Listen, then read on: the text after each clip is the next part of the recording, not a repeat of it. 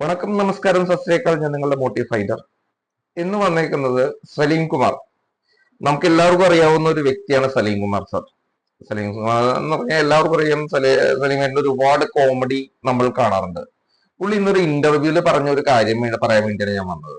വേറെ ഒന്നുമല്ല, ഇപ്പൊ കോമഡി സിനിമകൾ, അത് കോമഡിക്ക് നമുക്ക് ചിരിക്കാൻ വേണ്ടി മാത്രം എടുത്ത തുടക്കം മുതലെടുക്ക്. പണ്ടൊക്കെ എന്ന് പറഞ്ഞു കഴിഞ്ഞാൽ എന്റെ ഒരു ടൈമിലൊക്കെ പറഞ്ഞാൽ CID മൂസ അങ്ങനെയൊക്കെയുള്ള കുറെ സിനിമകൾ ഇറങ്ങിയിട്ടുണ്ടായിരുന്നു.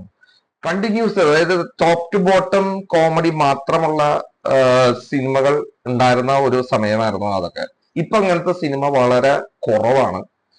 എന്തുകൊണ്ടാണെന്ന് പുള്ളി തന്നെ പറഞ്ഞതെന്ന് വെച്ച് കഴിഞ്ഞാൽ, ഇപ്പോ ആളുകൾ തമ്മിലുള്ള ബന്ധങ്ങൾ വളരെ കുറയുന്നു.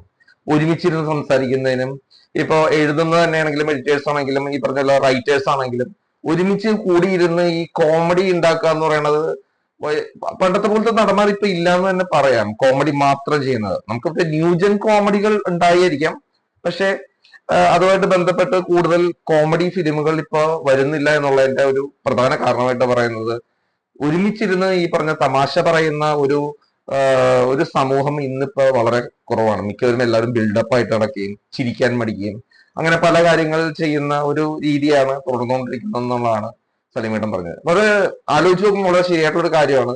ബന്ധങ്ങൾ തമ്മിലുള്ള അകൽച്ച കൂടുന്തോറും ചിരിക്കാൻ എല്ലാവരും മടി കാണിച്ചു കൊടുക്കും, സ്നേഹിക്കാൻ ബുദ്ധിമുട്ട് വന്നു തുടങ്ങും.